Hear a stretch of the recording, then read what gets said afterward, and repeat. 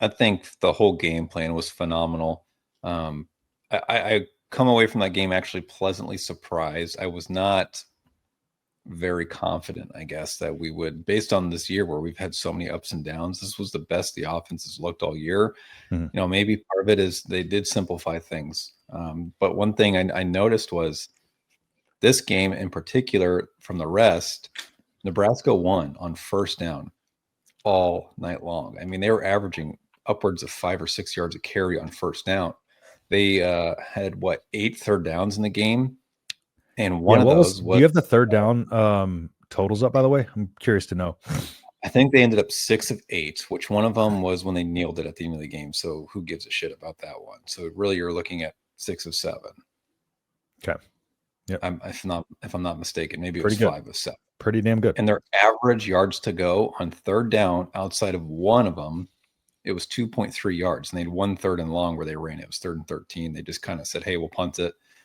And then UCLA went 92 yards. But with the exception of that one, they were constantly winning. They were constantly ahead of the sticks.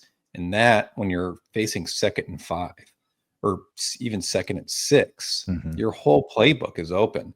And that allows you to say, let's just run it again here. Or maybe we can hit him with the play action. Even if you try a deeper pass and you fail, you still have a third and manageable situation. And they were constantly in those. And I think that is as big of a reason outside of consistently running the ball and sticking to it as to why that offense was successful last night, in my opinion. No, yeah. And that's what you get when you have an offense designed around a running quarterback where you run with intent and purpose, as opposed to what UCLA was doing with Nico. Because I talked about on Friday, I was like, it'll be really interesting to see, because you got two similar. All right, you're gonna have to back out, come back in. I'm back going. We're almost at the 30-minute mark. All right, we'll pop him back in here. This thing, for those of you that aren't normally here, this thing starts to echo about 30 minutes every time. That's StreamYard for you. Technology is not our friend. So, all right. But anyways, kind of forgot where I was going with that. Oh yeah, Nico Iamaleava on the other side. I was like, it was going to be interesting because like the two offenses were going to look very kind of similar in a lot of the play designs that they wanted to run.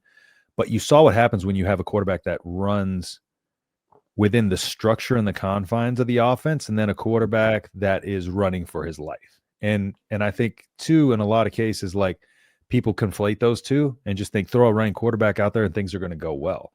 And while there are moments, you're going to get a lot of what you had at UCLA. And so with on their side of the football, like you had Nico kind of running for his life, and all I know Butler is going to take a lot of heat for,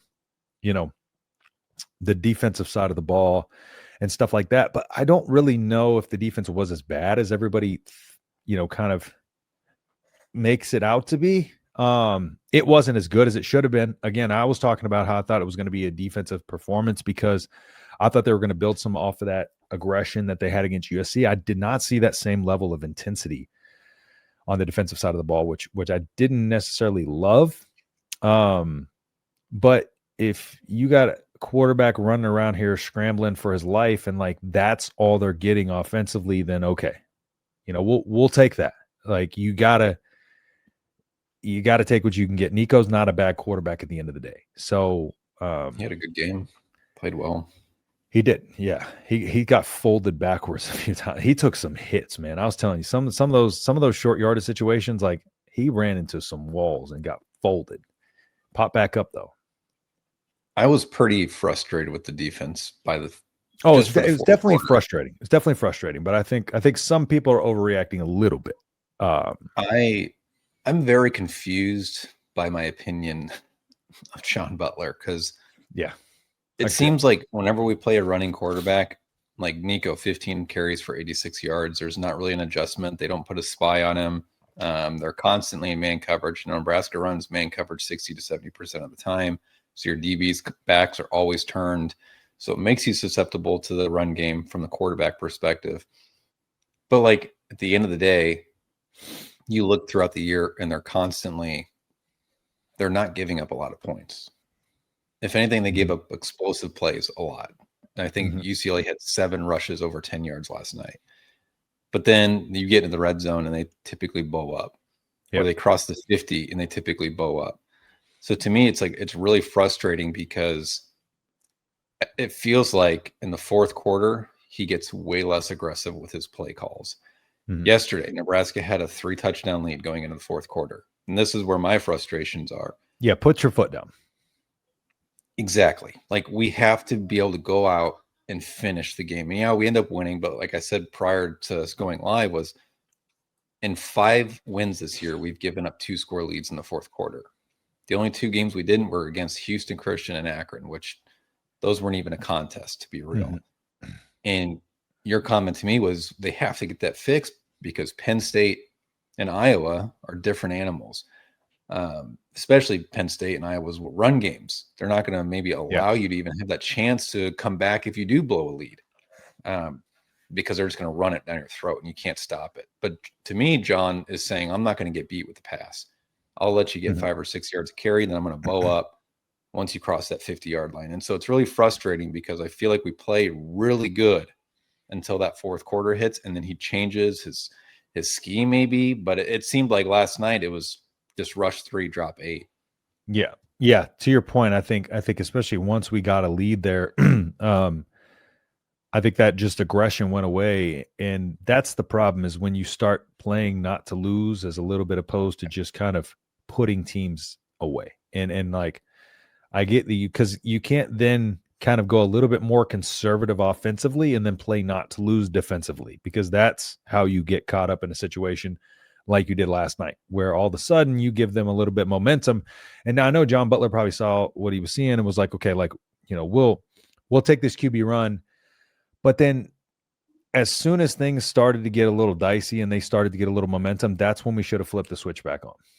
And we should have started bringing people after him, because, for what Nico was able to do, and Dason not being there, makes a difference, because you really have Dason McCullough's athleticism out there and his versatility that adds a lot of element to this defense.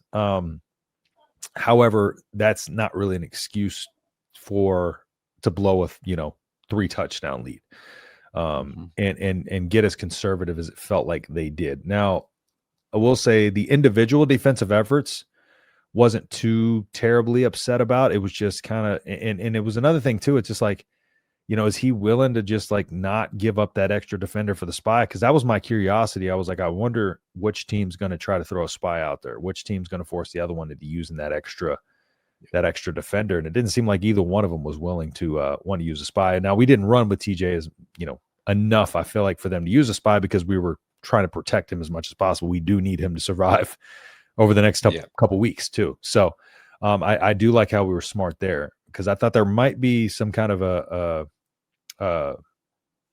effort to maybe try to get them to spy and then try to take advantage of that situation. But yeah, the running quarterbacks and the running defense is what it is at this point. I think I talked about it this past week, that it's just like, we got to just kind of find a way to, it's at this point, if it has not improved at this point in the season, it's not going to get fixed. And it is what it is. And so at this point, we just got to stop being surprised about it, and just everything else has to be on point. And at times, not everything was on the defensive side of the ball like it has been other times this season, and it almost came back to bite us.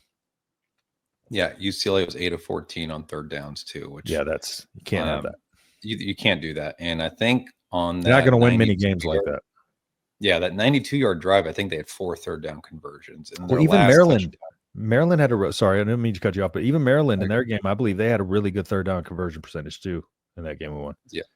Yeah. I think what UCLA, like that last drive where they scored to go be within 7, we had them in 3rd and long 3 times, if I'm not mistaken. Mm-hmm. And the rush got home, and then Nico would step up or spin out or, be Houdini and disappear for a second. And next thing you know, he's running for 15 yards and a first down.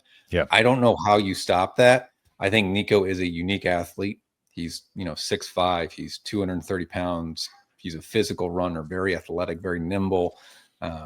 Sometimes you just got to chalk it up and say, you know what, you got us there. But to me, it's frustrating knowing like you have 8 guys in coverage and you still, or even 7 guys in coverage, and you still can't even prevent him from getting a first down. If he gets 3 or 4 yards, whatever. But he was running 10 yards before anyone was getting near him. And then And- they wouldn't break down either. They would just come flying in, head down, tackle an